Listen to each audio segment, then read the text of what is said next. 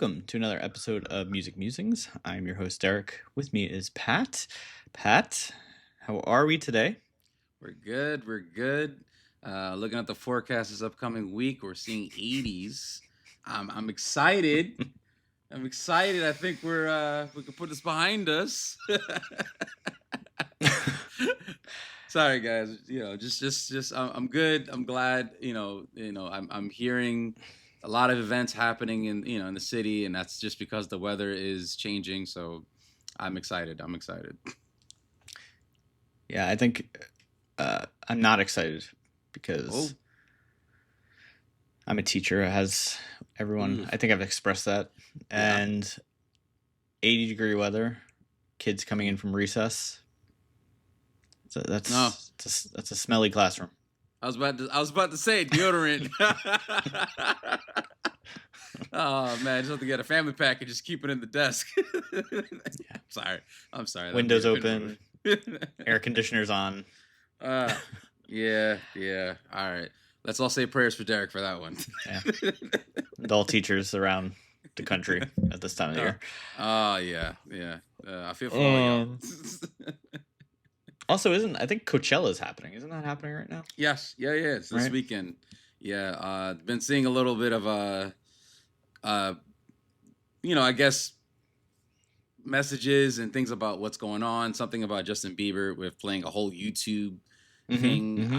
I don't know much about it.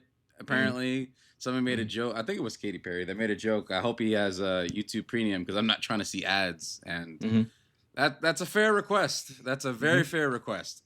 But there's been little teasers and little information coming out. But Coachella, I don't know. That sounds like extremely expensive to go to every year. Yeah, it's pretty expensive. I think it was a few. I don't know. I'm hearing a few thousand to get there, not including if you're flying there, hotel, figuring out where you're staying. Yeah, I don't know. Good luck. And if you're there, congratulations. Enjoy it. You won. Yeah. I mean, please, if you are attending, let us know. Is it even worth it? Like, yeah, I don't know. I'll catch it on YouTube like everybody else, but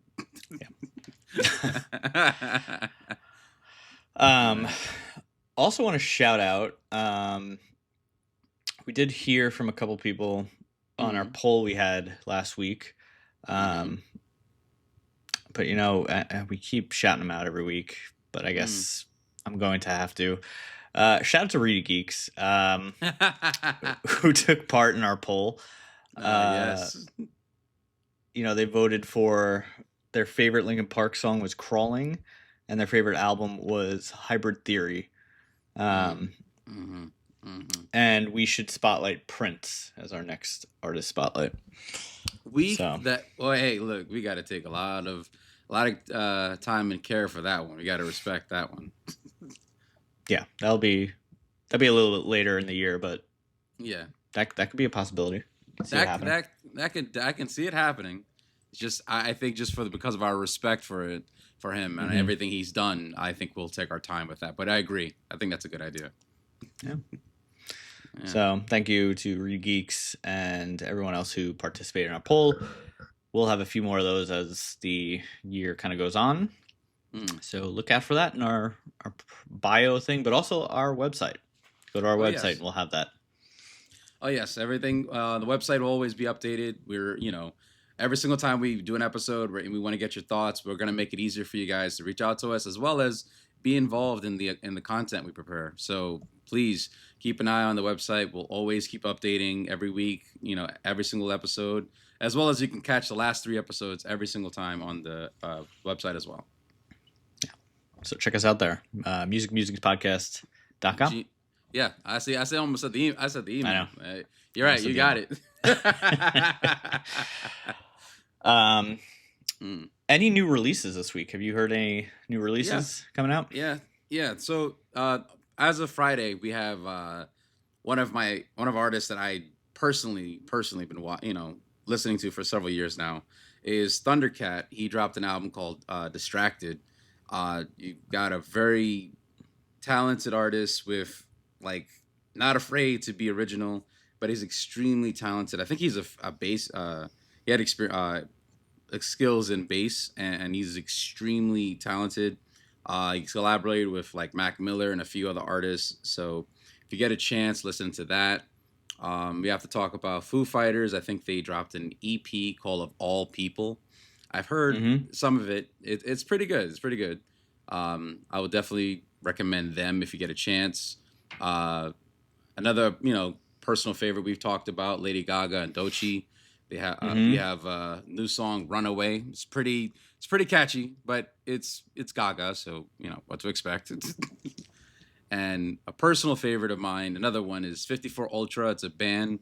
They didn't drop. I don't know if it's considered an EP. It has 2 songs, but it's called "Turn Around" and "I'm Hooked."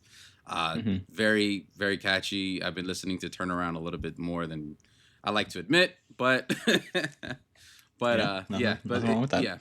Yeah. But those are the new releases, as well as Charlie Puth album, which was I think about a week ago. That released. Whatever's that was also, clever. Yeah. Right. Yeah. I think that's the name. Yeah, that's correct. But those are the highlights I wanted to mention for the newest releases this past week. Nice. Yeah.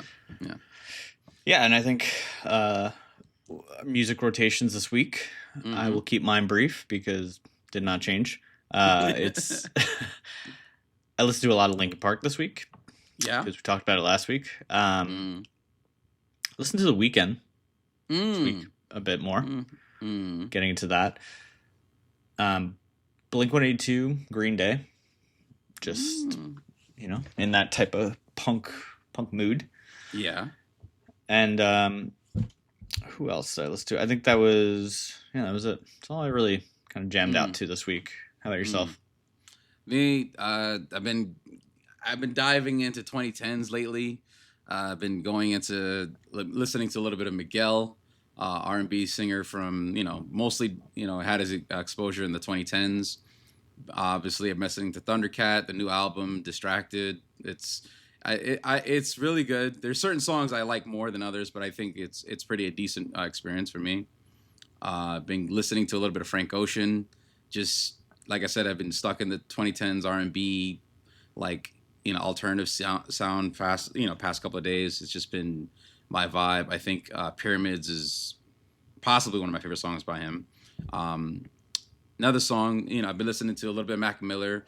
There was a posthumous, is that the term, feature on Distracted with on Thundercat's album, and I've been listening to a little bit of Mac Miller's older music.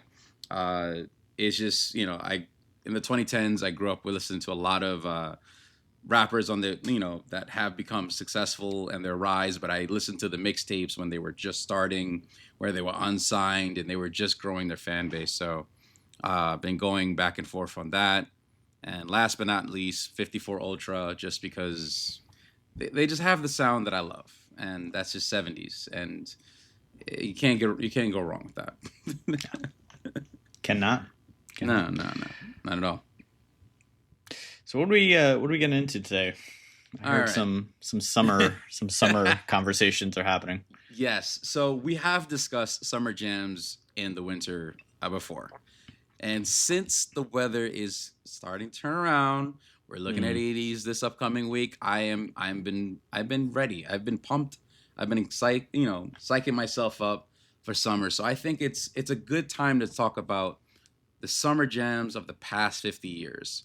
All the sounds that have been the iconic for the beach, the road trips, the barbecues, the outdoor hangouts, the picnics. I think it's time to appreciate the past 50 years of just, some of the best hits, some of the best tracks we've ever heard from bands and artists that we grew up with, that our parents grew up with, and even some of the new ones that are coming, upcoming artists today. So I thought it was a good idea for us to kind of really embrace the Summer Jam formula as we discussed in the past, and really give a shout out to all the history, historical, not say history, but the classics of history when it comes to music. So that's what I'm looking at today. And I'm just curious, is it too early to say we're ready for Summer Jams? I I think summer jams are always appropriate at all times. At all times. I will I will throw a summer jam on in the middle of winter. Just to make it feel like it's summer. Yeah. Ain't nothing wrong with that. No, I think this is actually the appropriate time to get ready for summer. We're getting close. Yeah. And I love it. Can't wait to can't wait for the beach. But so so let's get into the first topic. Is summer the music industry's best friend? All right. We've talked about summer jams before in the past, where we talked about simple repeatable hooks, warm and bouncy rhythms with, associated mostly with reggae, house, pop, and Latin music, and lyrics being something of freedom, love, nights, escapism, or just like warm weather climate type vibes. So that's just a refresher on what a summer jam is. But when we look at like the industry, they're looking at the summer as like the ultimate avenue for promoting your music, or the ultimate avenue for success. Everybody is rushing because they know everybody's going to be outside. They know the speakers, the car window is going to be down. Everybody's going to be blasting whatever favorite tune they have. So this is like the industry's perfect time to be like, this is the time to strike. Let's roll out our best singles, our best albums, whatever, whatever catalog someone has that has like a catchy, upbeat vibe. They're going to release it around this time. Yeah, and I think with that too, there's a lot of things happening in the summer, right? You have usually big blockbuster movies are coming out, and a lot of artists will make songs intentionally for those movies. Kids are off, right? And they have a lot more time. So there's a bigger audience that now has more availability to listen to these new songs, stream it more, comment about it, make Instagram, social media posts about it with, reels with the music in the background. Right. So yeah, this is a big time for the industry to get those summertime hits out, get those raking that money, Yeah, absolutely. And this is like you just said, everybody's ears are out. They're at the movies, they're out at the park, they're at the beach, they're just experiencing life. So the ears are open. So this is where the summer has to be, like the radio scene has to be good. The movies, as you just said, the blockbusters, singles have to be like matching the vibes of what's being released and everything. So, and obviously the most important element in the music industry is the streaming. So everybody's going to be out there with like their Bluetooth speakers and, outside, and they're going to be blasting this. So this is a perfect time, because as soon as someone plays something that sounds, ooh, that's catchy, let's Shazam it or whatever. And what's this song? So that now is increasing the chances of getting the streaming numbers up. So this is what the industry is looking for. Platforms like Spotify and Apple Music are going to see like massive increase on their playlist activity during the summer. Everybody's going to be looking for a quick playlist, the summer hot hits, the hot hits of today or the past week. So that's the chance that the industry is looking for releasing everything. Yeah, and I wonder too how AI plays into this, because I know a lot of people, myself included, at times when I feel lazy, or if you feel lazy, you hit that DJX button in your Spotify and kind of let it just do its thing. And a lot of the time I feel like DJX will just play things that you have been listening to, right? But I wonder, is there any control over that with Spotify, where in the summer maybe, DJX will kind of suggest more, these are new summer songs, I'm going to suggest you play. Because I wonder how that plays into this equation, because it is relatively new and it is a factor, because a lot of people do use like the AI tool for listening when they don't want to create their own playlist or listen to something else. You know what I mean? Right. No, that's a very good point. I would imagine they would tweak the algorithm or the settings to be like pushing more summer related stuff because of the weather. They're like, oh, since this, the weather is getting great, let's these are some tracks to add to your library, your rotation. Prepare yourself for that. And it does a good job of trying to sell you the idea of what's going to be listening to. Right. Yeah. So you brought up a very good point. But we'll see. And, it's interesting because I think that, back in the day, like when we were growing up, there wasn't Spotify or anything like that. It was, you would listen to the radio and the radio would give you the new music of the season. Yep. I wonder how many people actually really listen to the radio enough still to this day that's how they hear new music. And I wonder how good of a source radio even is anymore for hearing new stuff. No, that's a very good point, because you're right. Like growing up, we listened to Z100, Hot 97, 105. We listened to all these radio stations, and we knew, oh, this is the perfect time. I remember, it used to be like, okay, this is the hottest new single, and you're waiting for the album to drop of your favorite artist or your band, and then you're running to FYE, and you're like, I need to get this album. I need to get this single. I need to burn a mixtape. So so you're right. I think it's shifted where I think because of the accessibility, I think people have became much more, let's say, comfortable.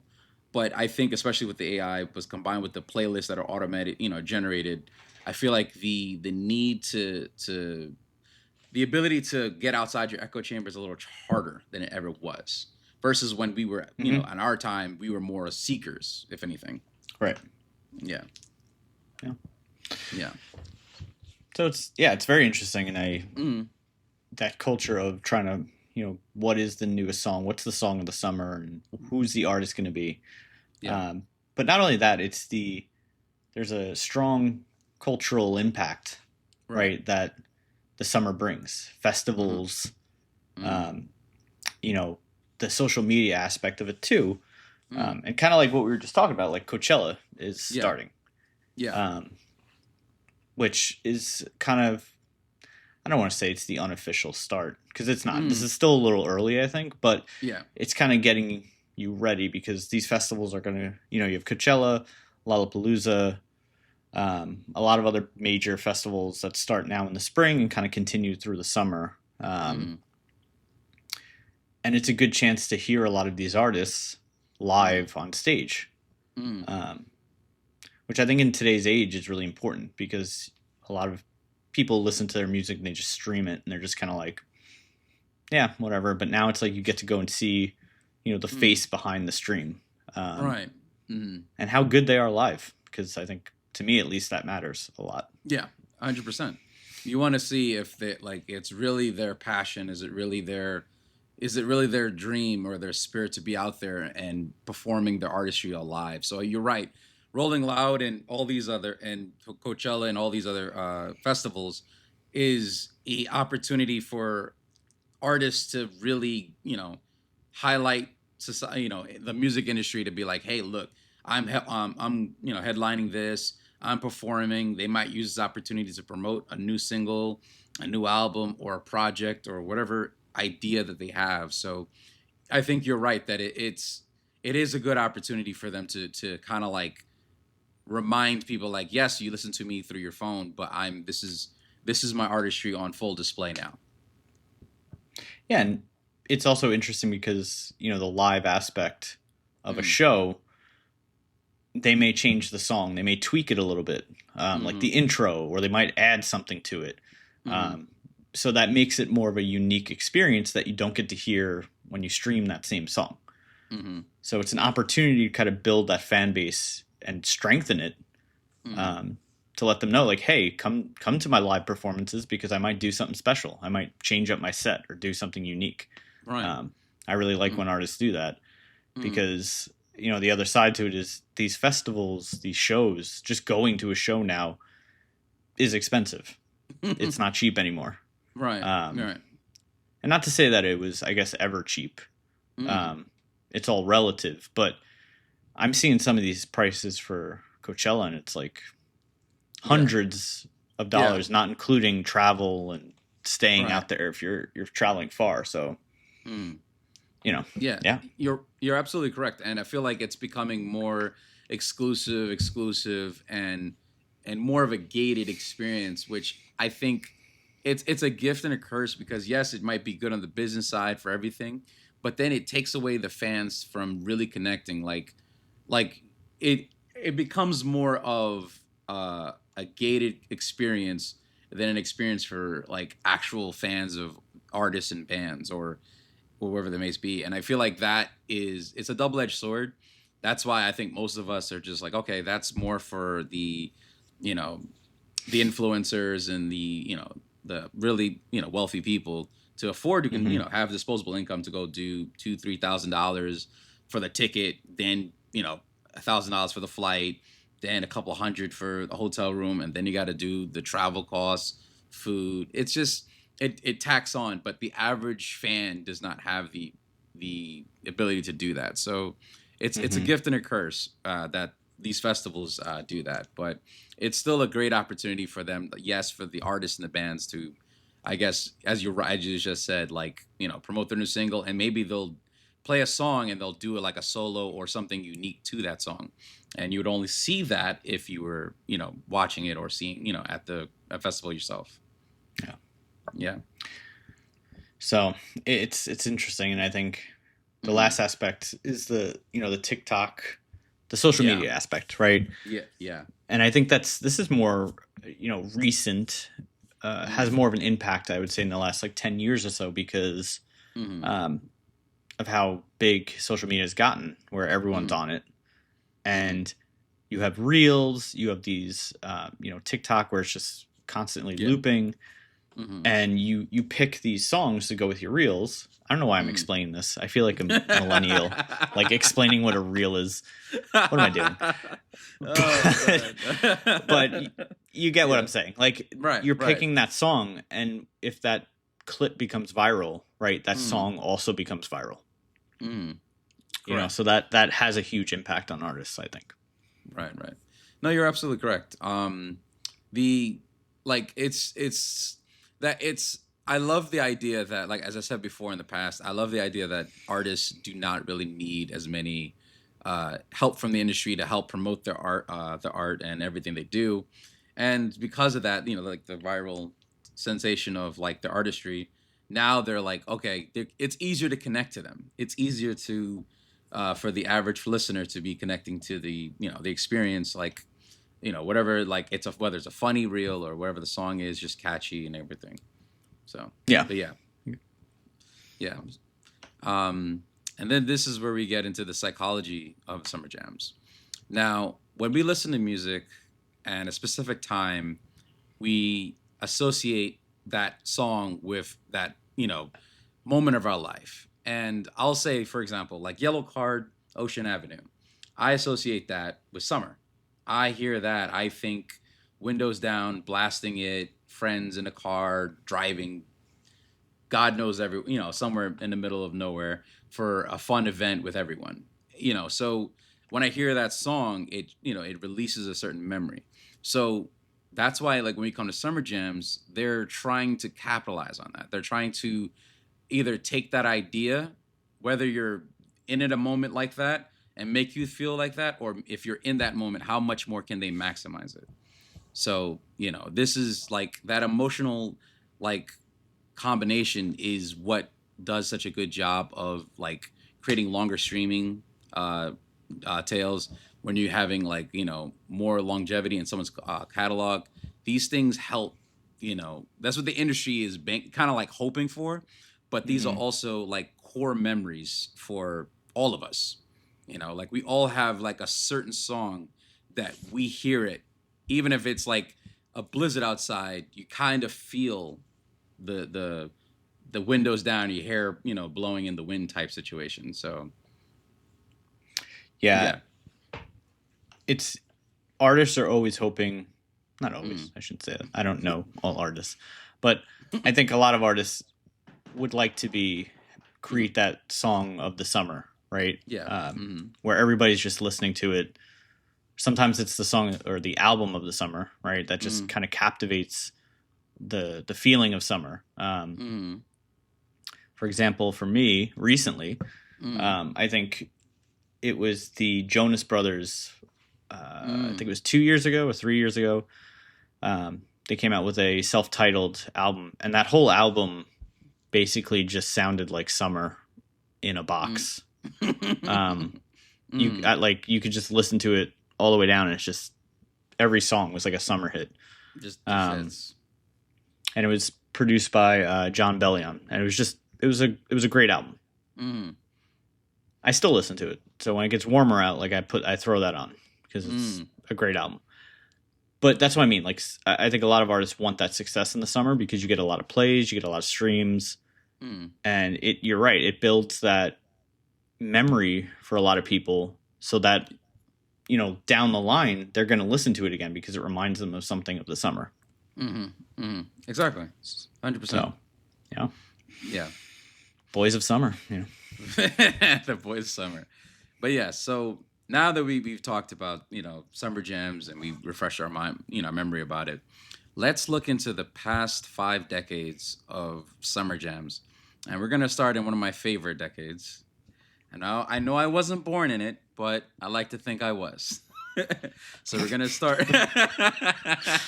We're gonna start with the 70s. Now, these are not considered the best songs of that decade. These are referring to the best streamed songs during that. And I'll say streamed, but, because this is before the digital era. But we're talking about the top songs that was played during the summer, that was highly requested on the radio when radio requests were a thing. We're talking about all these, like, guaranteed, like, everybody was playing this everywhere. So we're going to start with a personal favorite of mine, The Emotions, Best of My Love. You can't, it is, you got, like, so many great hits. That's one of my favorites, especially for barbecue. I remember hearing that. That's it.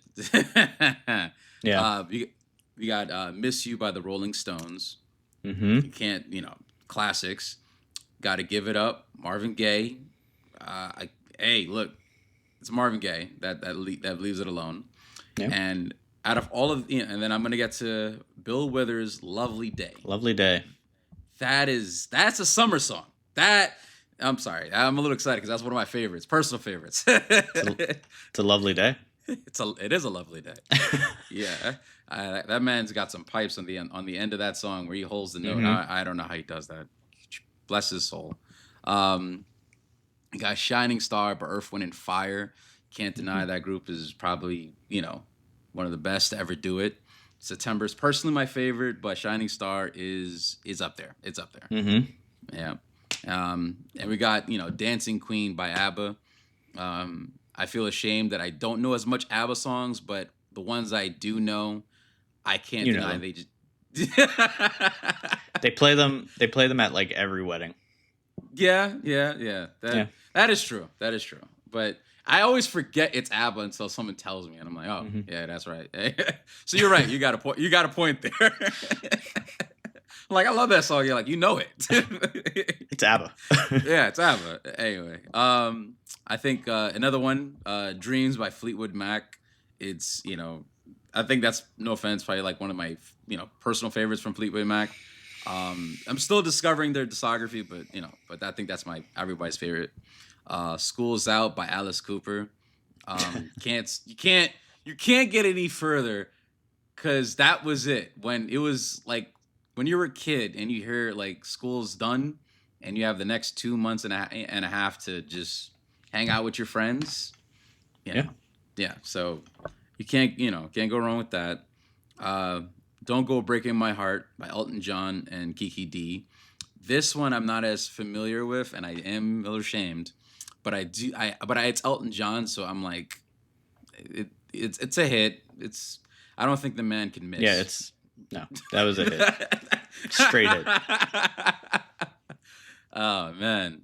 And another on Summer Breeze by Seals and Crofts. That one, this one I kind of discovered yesterday.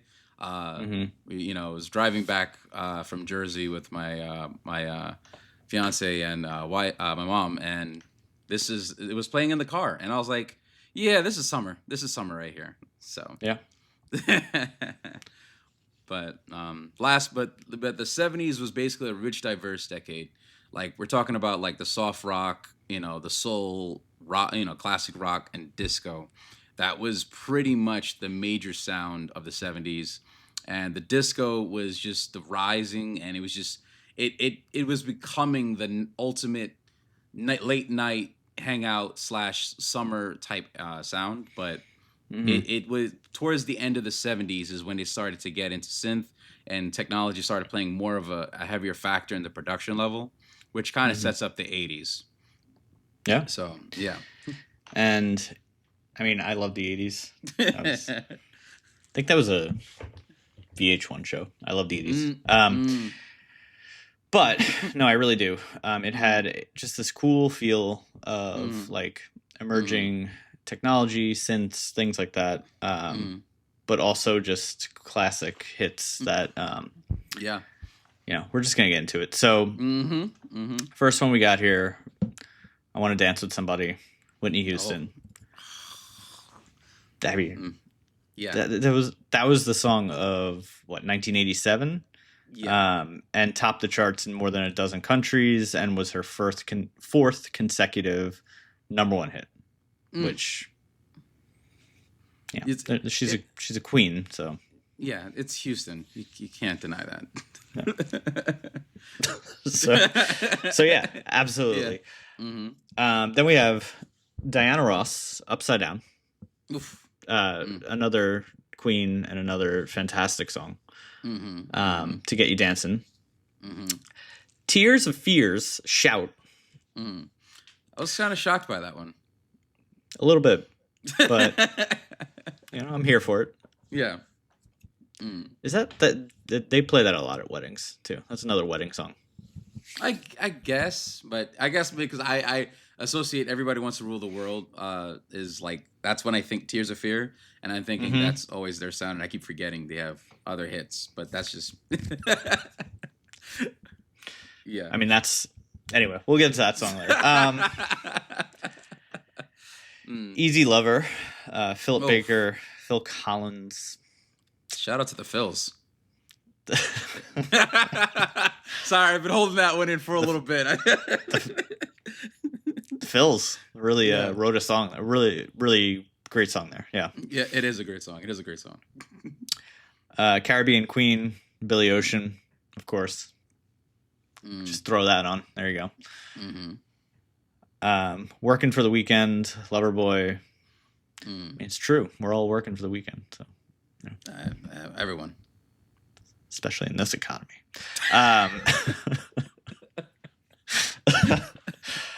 Here's a classic that has been covered and reintroduced so many times. Summer of '69 by Bryan Adams. Okay, not Ryan Adams. Bryan Adams. Get it right. I didn't know he was Canadian. I learned that just like the other day. Yeah, fantastic. Like that is considered like if not one of the top 80 songs ever. And it's funny. I mean, there's a whole thing about it where people confuse Bryan Adams, Ryan Adams. They think Ryan Adams was the original. To a point where I think he had to come out and say like, no. Bryan Adams is the original artist of the song. Stop it. And then I think the Ataris covered it after that, or not covered it. They kind of tweaked it to make it their own, but it's the Summer '69. Gotcha. So, but great song, and that's literally a summer song. So yeah, literally. Celebration, Kool and the Gang. That's a wedding song. That's a wedding song. Oh my goodness, you're right. Oh, anyway, yeah, you're right. The King, not the King, but The Way You Make Me Feel, Michael Jackson. The King. All right, yeah, I'm gonna stop. You don't need to say anything else than that. This is a fun song. I forgot about this one. Girls Just Want to Have Fun by Cyndi Lauper. It's a fun song. It is. It's a fun song. Girls just want to have fun. Okay. They do. They do. Oh my goodness. Papa Don't Preach by Madonna. Mm-hmm. Topped the charts for 2 weeks and remained on the Hot 100 for 18 weeks total. Whew. Wow. So that's 4.5 months top charts. Yeah. Impressive. I mean, but she was kind of, I mean, the 80s, that was her time to shine. Yeah. Yeah, that was. So, yeah. But, you know, the 80s, it was a decade, of course, that was defined by rock, new wave, pop crossovers, very sharp contrast to the R&B and hip-hop dominance that would start to take over in the 90s. So, pass it over to you. 90s, the 91 here. Just revealed my age. But when we talk about the 90s, we got some hits, we got some top 10s. Let's of the summer. Let's go with let's start off with the Fresh Prince and Jazzy Jeff, Summertime. Now, this is the song for me. Growing up, I heard this and I related to it immediately. Even as a kid, 5 years old, 7, doesn't really understand what's going on. But I heard this and I'm like, I look forward to summer. So this one, that was a personal favorite. There's another, well, he dropped the name. He changed his name to his regular name, Will Smith, Get Jiggy With It. It's a good party song. It's definitely guaranteed to make everybody kind of start dancing, start moving along. And then we're going to go a little throwback. Macarena. Oh, yeah. Los Del There it Rio. is. Yeah. Macarena holds the record for the longest climb to #1 in the Hot 100 history, peaking after 46 weeks. 46. That's a slow burner right there. It's you know what? I'm just going to work my way. It's a marathon, not a sprint. That was such a crazy time because I remember that in elementary school there was like when the song was like peaking, there was literally, we stopped one time at the end of the day and we were all the classes were in the hallway and they put the song on the loudspeaker and we were all like doing the dance. Like they took time away from our learning to just do this song. It was wild. I don't know why we did that, but whoever was in charge of that, I hope every single day everything is wonderful for them because that's core memory right there. That's a core memory. I still remember it, so that's wild. Yeah, that's amazing. Oh man, I wish my school did that, but they did. All right, but moving on to another Latin artist, Livin' La Vida. Oh my God, I can't speak. Livin' La Vida Loca by Ricky Martin. This was like, you know, everywhere. Then we got Wonderwall by Oasis, which surprisingly I didn't know came out in the 90s. I originally thought it was 2000s for some reason. Oh. Yeah, I don't know. It was just in my head. I just, maybe that's how I discovered it. And then there's Mambo #5 by Lou Bega. Yeah. It's like Mambo like, #5. Yeah, exactly. I remember how it started. That's it. That's exactly it. Oh my goodness, that was catchy. That was catchy. Oh my goodness. Moving on, Rhythm is a Dancer by Snap in 92. That kind of gives more house / pop vibes, if I remember that correctly. And I remember just hearing that in a store.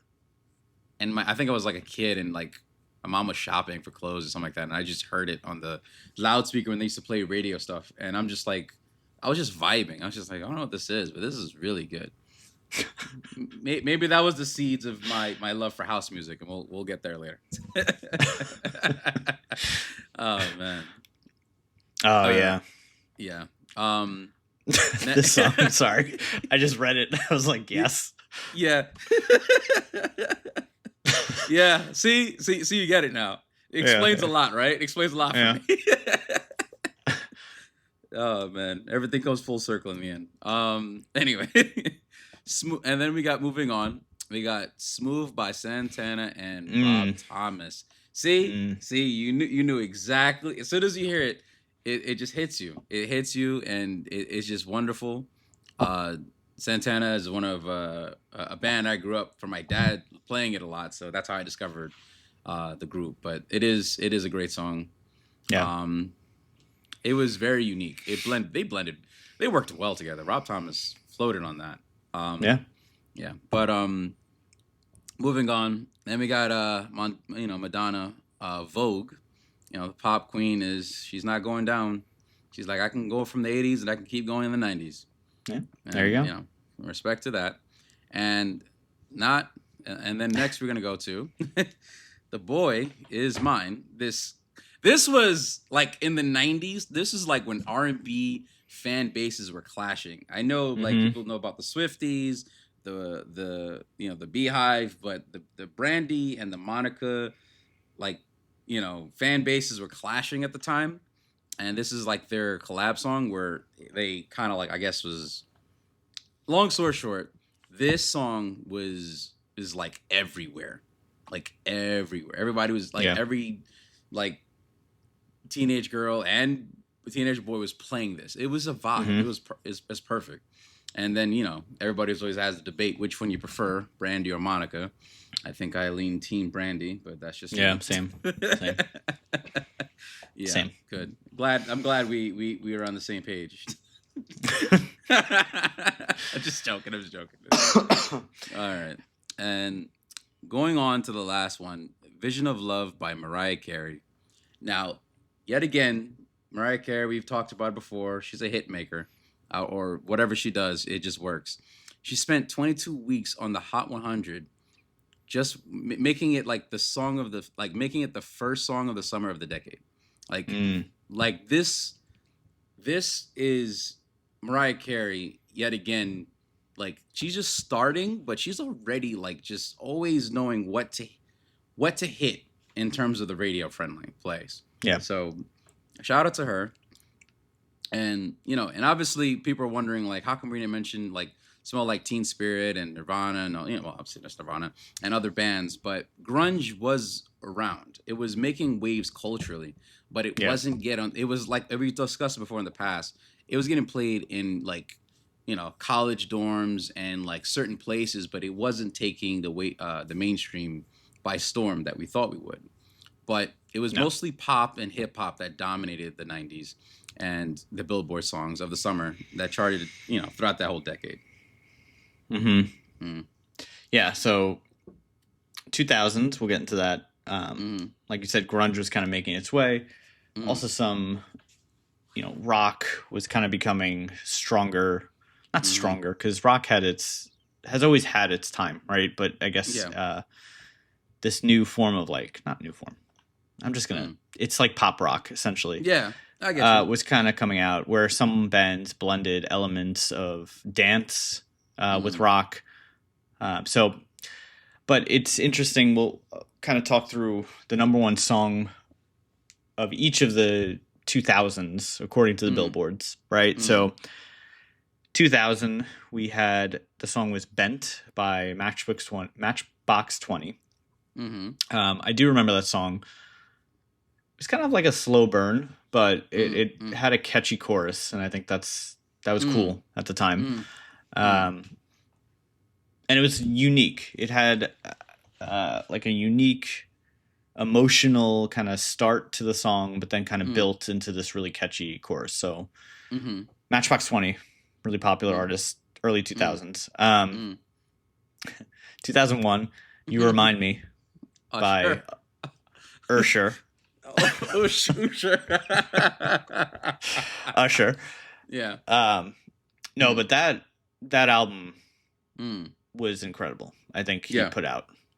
Yeah. Was that Confessions Part 1 or that's what I was 2? Yeah, I think it's part 1. I think it's part 1. But yes. Right.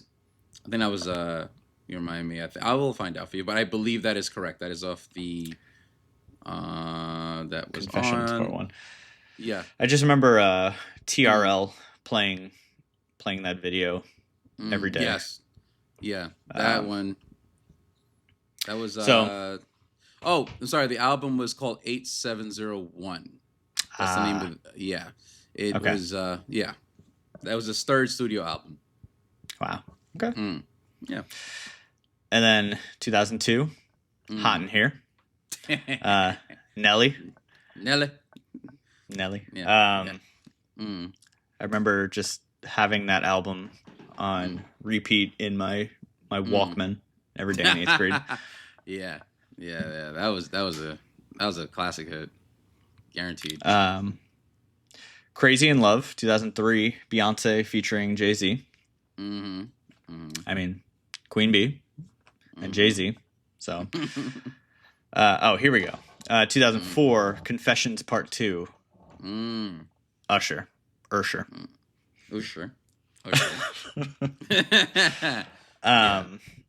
Also straight banger. 2005, We Belong Together, Mariah Carey. You know, she had to get her name in there for the 2000s. Promiscuous, 2006, Nelly Furtado featuring Timbaland. I do remember the song, and that was a catchy song. Yep. But I don't remember her after the song. Like, was she a one hit, or was it just other stuff was not as big?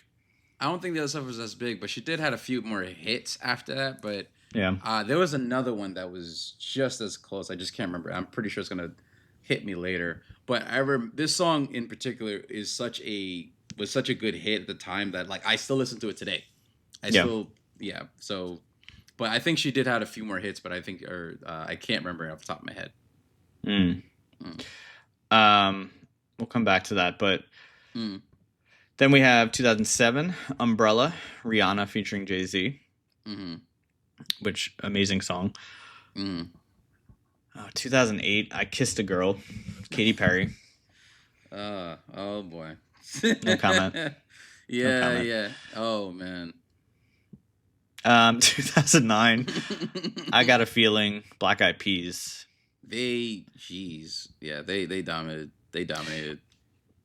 They weren't my cup of tea, but I respect what they did. So, right. You know. Yeah. But along with that, we had a lot of artists in the 2000s I would consider like the summer rock songs, right? So you had Mr. Brightside by The Killers, 2004, which is still, you put that on today and everybody knows that song. Yeah. Everybody. Literally, that's one of my favorite bands. Yeah. Yeah. So, and then Sex on Fire by Kings of Leon, 2008. Also great song, also great album. But it was kind of sad how that band kind of fell apart. But we won't get into that. But great song. American Idiot, Green Day, 2004. That's peak childhood. Yeah. And then All the Small Things by Blink-182, 2000. Gotta have it. You know, you could put that on whenever, and everybody knows that song. But no, the 2000s saw, I think, a dominance of hip hop, or the dominance of hip hop and R&B with dance beats, pop crossover, replacing the 90s trend of ballads. The second half of the decade also welcomed the rise of digital sales as a chart factor. Especially towards the end or closer to the 2010s, because streaming was becoming a lot more popular, right? Than buying physical copies of albums. Right. So we'll jump into the 2010s. Yeah, go from there. All right. So the 2010s Billboard songs of the summer. We're gonna start in 2010. We're going to start with California Girls with Katy Perry and Snoop Dogg. I know this is not I know this was like this one I didn't know was how popular this was, but I know how you feel about Katy Perry. Yeah, I know. No comment. It's just no comment. Yeah, exactly. I know. So let's just move on. But anyway, it's a good collab song. Give it a chance if you can. 2011, moving on. we're going to go to Party Rock Anthem by LMFAO. Now, I don't care what anybody said. You heard this song. Everyone did. This was, unfortunately, everywhere. Unfortunately, everywhere. Clubs, the beach, picnics, weddings. Why? I don't know. But it's everywhere. It was... but it was. And it's infectious. It was infectious. It was electronics electronical sound was being more in the mainstream, so it was good. But now we're moving on to the 2012 Call Me Maybe by Carly Rae Jepsen. Now this, everyone knows that, and like maybe I'm not as familiar with her catalog and discography, but I remember this was everywhere, like on the radio. This was like, it was like, I imagine this is like what people play in their car with the windows down and just driving, like, who cares about speed limits? But this is a good song. Yeah. Mm-hmm. Everybody at one point this was all that was on. Yeah. And everybody referenced it. Yep. Made jokes about it. And that was it. That's all it took. Yeah. And then moving on to the 2013, the controversial song, which we now regret. And not regret, but we look back at very differently. But unfortunately, it was 2013 was Blurred Lines by Robin Thicke. And this song, unfortunately, broke my heart because I was a fan of Robin Thicke in the early 2000s. And I think he had a great sound that I think was shaping to being a good career, but this was not the song, and we'll just move on from that. We'll just for obvious reasons, we're just gonna move on. Then in 2014, we're getting to Fancy by Iggy Azalea featuring Charlie XCX. Now, this wasn't my personal favorite or a certain song I would listen to, but it was bobbing everywhere. Everyone was playing this radio-wise, and you couldn't escape it. And that was the truth about it. Iggy Azalea was having a rise, in the early mid 2010s, and this is one of her, I guess, top songs, particularly if I had to pick any of them. But this is definitely one of her top songs that definitely charted for the summer. And then we're going on to Cheerleader by Ami. Everybody sang this in the clubs. Some people got the lyrics wrong. I don't know how. It's very simple, but Derek knows what I'm talking about. Yeah. I'm just gonna move on. Just moving on from that. Yep. But moving on. So anyway, so we were talking about that was like dominating the 2015s as a summer song. And then we get into 2016, we're getting to One Dance by Drake featuring Wizkid. Now, this was the song that I remember hearing it, and like I was like, this is like summer. This is absolutely like it has a romantic element to it, but it is quintessential summer. That 2016 summer was played everywhere, especially in clubs and parties everywhere. But and next we're going back to a song that I don't know, Fast and Furious kind of somewhat ruined it for me, but doesn't matter. Despacito by Luis Fonsi, Daddy Yankee, and I think Bieber was on it. Was it on the remix or was he on the original track?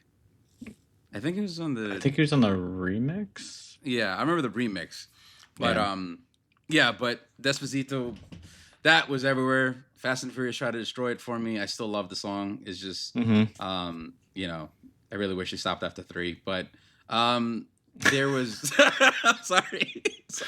I'm sorry. We'll move on. I'll let my feelings being heard. But yeah. Anyway, but Despacito, this was like everyone was playing it. Definitely played at weddings. Definitely played at summer. Everybody was playing on the beach. If it was a beach party and you were a DJ, you had to play this. During 2017, if you didn't drop it, it would be like a missed opportunity. So it's yeah, yet again, it's just a great summer song. Now we're going into 2018. In My Feelings by Drake. Now, I'm not a big Drake fan, and out of all the music he makes, I'm not as a fan of this one. But if they can, if they consider it the summer song, by all means. But I think there are other hits in his catalog that I think are better. But if that's what people are listening to, that's what people are listening to. Right. So I'll leave it there. And then we are approaching the song that probably broke the internet and went viral, and everyone knows Old Town Road by Lil Nas X, including Billy Ray Cyrus. This song, absolutely destroyed any. The term viral wasn't enough to explain how great. I'm sorry, how great, but it's a great song. But how infectious it was. It was blending, country with hip hop and pop, and Lil Nas X. He had this single and he came out the gate swinging. So shout out to him. Yeah. So like when we talk about like the 2010s summer, the last song, like 7 of the songs that we mentioned were literally collaborations. This is the first time in, the like chart history where 7 of the top hits were collaboration aspects. So, and then as well as the 2010s was the streaming time. This is when streaming became the dominant metric. It wasn't about physical copies of CDs anymore. It was more about whose streaming numbers were on Apple, Spotify, Pandora, I believe, and Tidal was, I think people still use Tidal, but this is when the 2010s, this was like the streaming platforms was pretty much, the way how people measured, what people are listening to. So the 2010s closed out with, like I said, with Lil Nas X, like literally, it broke the charts. It just was viral everywhere. So, shout out to him. But that was the 2010s all together in one. So, wow. Yeah. So then we're going to get into the 2020s, which is most recent decade. Yeah. So these are the top summer jams so far. Because, of course, we're not done yet. The 2020s. No. But we're almost done, which is crazy, and that makes me feel older. But yeah. Because 2020 feels like yesterday. It doesn't feel that far away. So here we go. So 2020, we had the song Rockstar by DaBaby featuring Roddy Ricch. Oh, yeah. Which I can't say I remember this song. I don't. It was a good song, but I honestly, personally, I don't remember it myself that well. I think there's just other songs that I would classify was more of a hit maker. Or I'm sorry, hits in my opinion, but it definitely DaBaby at the time was like say 2019, 2020. That's kind of when he was starting to make a wave and make a splash on the scene per se. Well, late 2010s, but yes, 2020 in particular too. 2021, Butter by BTS. That one I do remember. That was a catchy song. 2022, As It Was, Harry Styles. Oh, yeah. Which I like that one. I'm not a big Harry Styles listener. I like some of his songs. This one is one of them. But yeah, that was a big song for him in 2022. It was. I think that song even still gets played today, but yeah. Yeah. 2023, Last Night by Morgan Wallen. Can't say I've heard that song. I don't know. I'm not too personally familiar with that song particularly either, but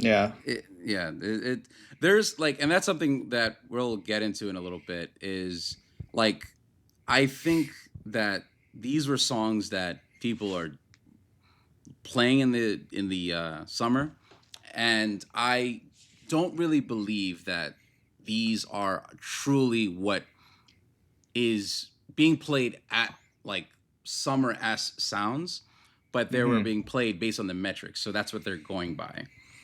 So yeah, maybe that makes sense. Yeah. Because this next song I remember a lot, 2024. I Had Some Help, Post Malone, and Morgan Wallen. This one I remember because this was being played everywhere at all times. I'm not familiar with this one. I was just about to ask you about it. Really?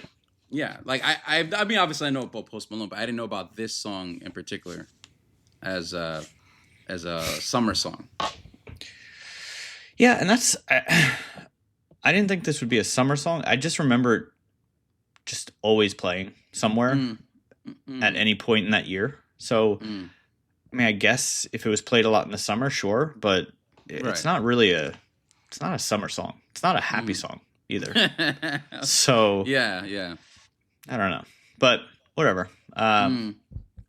Like some of these honorable mentions, which we'll get into, I think make more sense. So, first one we have honorable mentions: Blinding Lights, The Weeknd. Ooh, yes, absolutely. Yes, exactly. Agreed. Absolutely. Also, this next one, Espresso, Sabrina Carpenter. Yes, 100%. Yeah. I makes sense. With like I'm a pop star and I can't sing. Oh, don't sell yourself short. Come on. Also, this one, Chappell Roan's Pink Pony Club. Everywhere. Wait, no, that song is huge. Yeah. Agreed. See. No. I said the same thing. I was literally saying this to my fiance earlier. We was going out to the gardens, and I was like, look, I know people, like I have a wide range of music that I listen to, but I know people who have a very close, like, music, like, sounds and in their rotations, and this was in their rotation. Like, things that I know that they wouldn't listen to, they had this in their rotation. There's no way. That's what this was everywhere. Yeah, it still is. It's still everywhere. It blows my mind. It blows my mind. We'll get, because there's another song on here, but this next one too, Good For You, Olivia Rodrigo. Yeah, also huge, fantastic. But this one, Hot to Go, also by Chappell Roan. Thank you. This there's no way, because this was played every day at Citi Field, Met Stadium. That's what was that, 2024 or 25? Yeah. Whatever. Every day. Like anytime you'd go to the game, it would just be blasting that song. Right. That was like their song of the summer. And to add another thing, like I didn't know this until like a year ago. When Nintendo Switch 2 released, there was a commercial using this song. Now, they did only use the chorus, and if anyone knows the verse and the lyrics, it's definitely not a song for kids. But the fact that it was just that popular, right? It's such it. I was like, yo, that is how is this? I don't know. I don't want to get into my conspiracy mindset, but you know, I'll stop there. Yeah. And then this next one, I mean, maybe I didn't like this song. Cruel Summer by T Swift. Yeah. But the fact it's T Swift should just give it power. Yeah. You know? 100 agreed. Tay knows what she does, and I respect that. Sorry. I like how we call her like by the nickname as if we know her. Like Tay, she's over there. Yeah. Just right. I'm T sorry. Swift. I don't want Swifties to come after us. I'm sorry. Miss Taylor Swift. Miss Taylor Swift. Yes, go on. No, but I mean, it was a fine song, but I think there are other songs on this in these honorable mentions that are better and were more popular. So, right. Yeah. I don't know what was going on there. But also, As It Was by Harry Styles ruled the Hot 100 for 15 weeks in 2022. the longest command for a song by a solo male artist with no co-billed acts at that point in chart history. So that's impressive.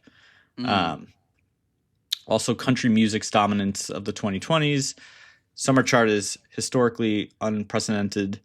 Last Night and I Had Some Help, 2024, and then Last Night was 2023, marked the first back-to-back country songs of the summer in the Hot 100's 66-year history. So a sign of the genre's explosive crossover appeal in the streaming era. And then the 2020s have seen the longest summer chart reigns ever recorded, with Last Night 16 weeks, As It Was 15 weeks, Rockstar 5 weeks during a pandemic summer, which all punching above historical averages, a direct result of streaming giving dominant songs unmatched staying power. So shout out to them. Doing it, you know? Yeah. Doing it. So I guess that gets us into our next little segment here of which decade had the best summer jams. So you want to take this one first? Yeah, I'll go for it. I'm gonna say the 2000s. Whoa! I did not see that one coming for you. Please elaborate. I'm shocked. I mean, it might be I'm a little biased, right? Because, I mean, I grew up in the 90s, obviously, but I was younger. 2000s were more, I guess, late middle school, early high school, whatever. But I mean, you had Usher, you had Nelly, you had Beyonce coming out. You still had Mariah Carey in the mix. Yeah. Rihanna was starting her career, getting in there. But you still had like that early 2000s, you know, you had Matchbox 20. Yeah. So it was, I thought it was just a good, there's something about the 2000s sound that really appeals to me. And I can't say for my generation, because I'm sure might say something different, but I think when I think of summer, you know, there's just my brain kind of goes to that 2000s, early 2000s sound. And I was kind of back and forth on this. I was going with either 2000s or 2010s. But I think for me, it's more the 2000s just because it was such a refined, you know, we're coming out of the 90s. So like that decade is kind of finishing up. But we're now going to add to it with some modern flair with introducing technology, synth technology, but also just the collabs were pretty phenomenal. And you had a lot of these young artists kind of coming up and doing big things off the bat, like, you know, Rihanna, Usher, Beyonce, just kind of coming into the mix. So for me, I'm going to go with 2000s. That's a bold one. I actually had if I was a betting man, I thought you were gonna say 80s, but you know what? Yeah, that was an upset. I didn't see that coming, but I agree with you. I definitely understand what you're saying. Like 2000s, I think at that time we were starting to understand the value of the music and everything that was going around us. So that's a good point. Yep, you brought up a very good point. So I like that. What about you? It's a little tough, but I would have said the 2010s just simply because of that was my time experiencing summer at full swing. But I'm going to have to go 70s. I can't deny it. We're talking about classics on top of classics across multiple different genres, whether it's rock, whether it's disco, whether it's, you know, soul. It's such a perfect time of hits, of people just out dancing. Like the music is timeless to me. It's just we're talking about like Earth, Wind and Fire. We're talking about Bill Withers, as I mentioned. We talked about like Elton John. We're talking about the Rolling Stones. We're talking about all these different. We're even talking about like, you know, like reggae, Bob Marley and the Wailers. We're talking about so many different elements of music that I feel are they are from the 70s, but it's so diverse and it's timeless. Like a lot of our artists today take inspirations from that. As I said, like one of my favorite bands, 54 Ultra, he and his band take inspiration from 70s type sound. So that funk, soul, disco, rock, pop esque sound it's just everything to me. So for me, from as a kid to an adult, I still listen to it. I still feel the same exact you know experiences and emotions when I listen to them. So I'm gonna have to go with 70s. 2010s is definitely a runner up, but just because of the collaboration aspect, that's why I'm kind of like very I lean heavy towards that, but it's gonna be 70s for me. I'm not surprised. Derek was like, if I was a betting man, I would have hit it. I would have said 70s, but yeah. Valid points. Yeah. But also on the website, I did leave a poll. So if everyone want to kind of chime in and hear, vote which decade from the 70s to the 2020s. If you say 2020, that's a bold answer, but but so if you have a chance, you can go to the website, you can take a look and play a vote, and let us hear what is your favorite decade for summer jams. Yeah, please, we'd love to know. Yeah. Sure. Yeah. So do we have time for a game? Do we have time for a bit of a game? Do we? Maybe why don't we do maybe like 3 questions? How about that? Okay. Would that work? Or should we save this? I think I was wondering, I was thinking about that. Do you want to save it? I can. You can put it for another day. Save it for another episode. Yeah, we're going to save this, I think, for another episode, because it's a pretty long episode already. But I think we'll save this for next week. Maybe we'll send out another poll to some of these questions. See what people think. I could definitely throw these questions up and see how people fare, and that'd be interesting. We could do that. Yeah. So look out this week. We're gonna post all that, and we'll see what your thoughts are. Get some thoughts there.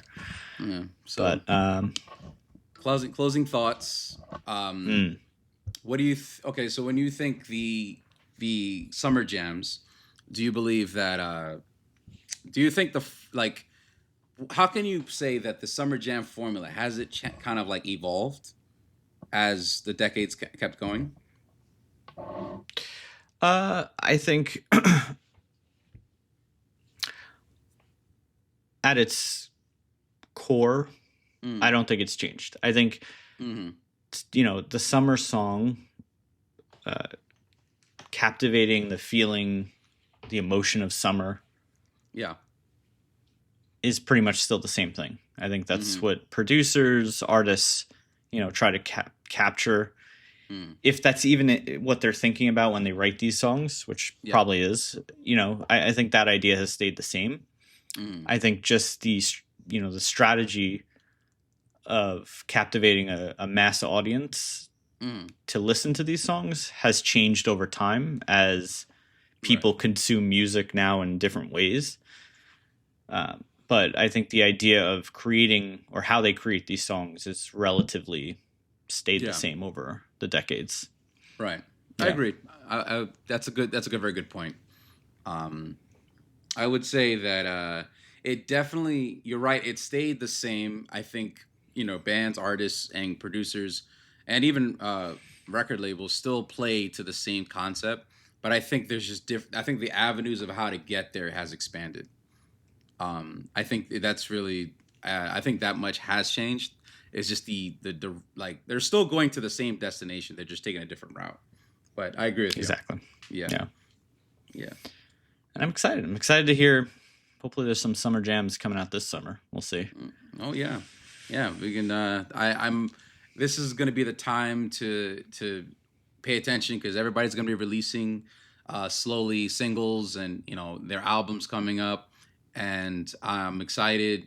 Some of my favorite producers on the electronic scene are releasing albums to prepare for the summer, and this is just like pay attention to that. There's great music. I think we're gonna end this summer with a new single, with a classic takeaway. I think there's gonna be a classic dropping. That's gonna be, yeah. I feel you heard it here first. You heard it here first. We'll see. Yeah. We'll see. Yeah. Mm-hmm. Mm-hmm. But check us out. Check out our website. We are going to update that with, of course, this podcast and then some of our polls we got this week. We'll give you a shout out in our next episode, anyone who responds. And we will catch you next time. Take care. Thank you for listening to today's podcast. If you have an idea for an intro or an outro that we could play on our show, please send to musicmusingspodcast@gmail.com. If you have any questions, comments, or ideas, please email us at musicmusingspodcast@gmail.com.